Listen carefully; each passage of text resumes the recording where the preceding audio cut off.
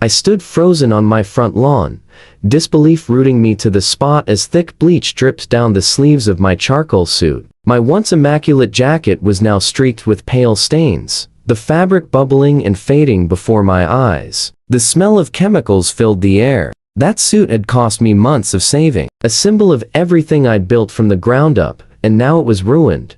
Across the lawn, Karen Westfield, the self-appointed queen of Lakeside Estates and our HOA president, was storming off like she'd just won a war. Empty bleach bottles swung from her hands like trophies. Her face was twisted with fury, her voice cutting through the still afternoon air. "This isn't Wall Street. You're not better than us," she screamed, her words echoing down the otherwise quiet suburban street. Curtains fluttered in the windows around us, neighbors watching from behind blinds, too scared to intervene, but clearly fascinated by the drama unfolding in broad daylight.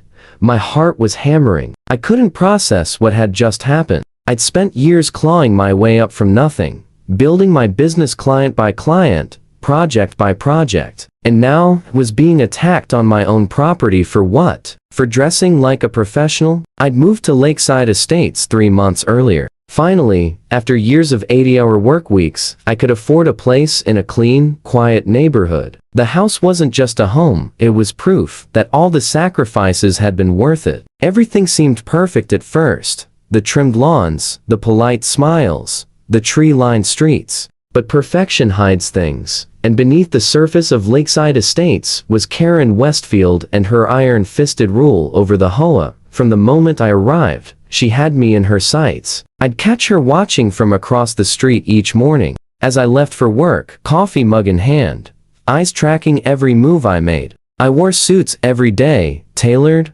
pressed, and professional. It was my armor in business. One morning, about 2 weeks in, she approached me while I was checking my mail. "You know," she said, smiling just enough to bare her teeth, "most people around here dress casually. Those fancy suits, they make it look like you think you're better than everyone else." I laughed politely, thinking it was a harmless comment. "It's just for work," I explained. "I meet with CEOs and investors every day. Comes with the territory." Her smile didn't fade, it just changed. The friendliness drained away, replaced by something colder. It was as if my explanation had confirmed whatever story she'd already written about me in her head. From there, things only escalated. A few days later, I opened my mailbox to find a printed notice accusing me of violating a neighborhood dress code policy. When I checked the HOA bylaws, I saw no such rule existed. Then came the anonymous complaint letters about my elitist appearance and disruptive energy. They didn't need to be signed, I knew exactly who was behind them.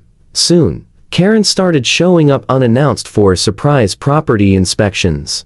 Oddly enough, they always coincided with the exact moments I was leaving for work. She nitpicked everything, claiming my grass was too tall by half an inch, that my mailbox wasn't regulation size, or that my garbage cans had been visible 15 minutes past collection time. Each bogus violation came with a fine, and each time showed up to the HOA meetings, disputed them, and won. I thought following the rules would show her I wasn't the enemy. Instead, every victory just fueled her resentment. I tried to stay calm through it all. My parents raised me to take the high road, to meet hostility with patience. But patience doesn't work with people like Karen. Some neighbors quietly warned me that she'd been like this for years, drunk on power, obsessed with control, but most of them kept their distance. She influenced the town through her husband, a well-connected businessman, and she wasn't shy about using it. Then came last Tuesday. I was backing out of my driveway when Karen stepped into my path like she owned the street. Her face was red, her voice sharp. "I'm sick of you parading around here like you own the place," she snapped. "Nobody needs to wear 3-piece suits in a neighborhood. Stop showing off." I took a slow breath, forcing my voice to stay level. "Karen," I said evenly, "how I dress for work isn't your concern." But I could already see it in her eyes, the line had been crossed. "The HOA regulations cover property maintenance, not personal clothing," I reminded her calmly. But Karen didn't respond, she just glared at me, lips pressed tight, before storming off in a huff. The way her eyes burned as she walked away should have told me something worse was coming, Today was supposed to be one of the biggest days of my career. I had a high-stakes meeting with potential investors, people who could take my business national if things went right. I'd spent weeks preparing, fine-tuning every slide of my presentation, every word of my pitch. I'd even splurged on a new navy blue suit, tailored to perfection, when I stepped outside that morning, briefcase in hand, confidence pulsing through me. I didn't immediately notice her, but there she was, Karen Westfield, lurking near my car like a shadow waiting to pounce. "You just don't listen, do you?" she hissed. I froze, turning toward her. She was shaking, her face red with fury, and in her hand was a plastic spray bottle. "Karen, what are you?" Before I could finish, she stepped forward and sprayed me. A cold, chemical mist hit my chest and arms. The sharp sting of bleach filled my nose, choking the air around me. I stumbled back instinctively, shouting, "What are you doing?" But she didn't stop. "Stop dressing like a CEO," she screamed, her voice cracking with rage. "This is a middle-class neighborhood, not your stupid Wall Street runway." The bottle sputtered empty, drops of bleach still dripping from the nozzle. She glared at me for one more vicious heartbeat and then stormed off, leaving me standing there, drenched and stunned. I looked down at my suit, my brand new $1,000 investment now ruined. White splotches spread across the fabric like acid burns. But the suit wasn't the only thing destroyed. I had no time to change before my investor meeting. Everything I'd worked for could unravel because of one person's jealousy and spite. That's when I heard a voice. I got all of that on my security camera.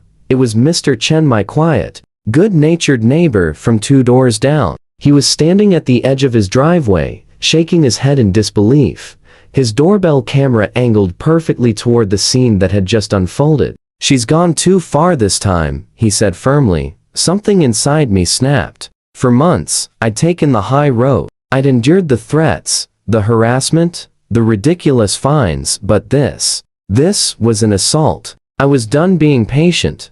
I took photos of my ruined clothes and immediately called the police. While I waited, a few neighbors emerged cautiously, offering support, and something more. 3 of them offered to give formal statements. Apparently, I wasn't Karen's first target. Anyone who didn't fit her narrow, self-righteous vision of what lakeside estates should look like had suffered similar harassment, though no one had ever been attacked outright. Mr. Chen sent me the footage. The video was clear, high definition, undeniable, showing every second of Karen's unprovoked attack.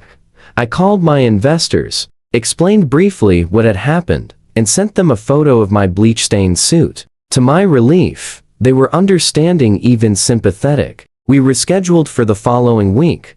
20 minutes later, 2 police officers arrived. They took one look at the footage and exchanged a glance. One of them muttered, "That's assault, plain and simple." They went straight to Karen's house. From my driveway, I could see her through the window, pacing furiously, gesturing with wild hands, her voice muffled but unmistakably defensive. At one point, she pointed toward my house, shouting something that made both officers' expressions harden. When they came back, one of them sighed. "She claims it was a misunderstanding," he said. "Says she was trying to help you remove a stain." I let out a bitter laugh. "You saw the footage?" "We did," he said, nodding. "We believe you." That was all I needed to hear. I pressed charges: assault, property damage, and harassment. Minutes later, the officers returned to her door. This time, there was no talking. The neighborhood fell silent as Karen Westfield,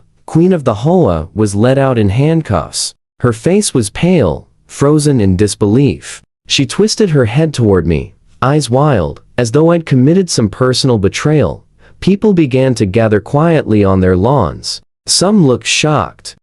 Many others looked relieved. It was as if the entire neighborhood had been holding its breath for years. And now, finally, they could exhale. 3 weeks later, I attended her court hearing. Karen sat at the defendant's table, her trademark confidence gone. She looked smaller somehow. No bleach bottles, no barking orders, just a woman who'd finally run out of excuses. The judge didn't buy a single one of her justifications. After reviewing the footage and hearing the testimonies, he found her guilty of assault, malicious destruction of property, and harassment. Her sentence: 6 months of probation, $1,500 restitution for my suit, 100 hours of community service, and a restraining order keeping her far away from me and my property. The final blow came from the HOA board itself. They voted unanimously to remove her as president. When the verdict was read, Karen's expression crumbled. "But I was protecting our neighborhood values,"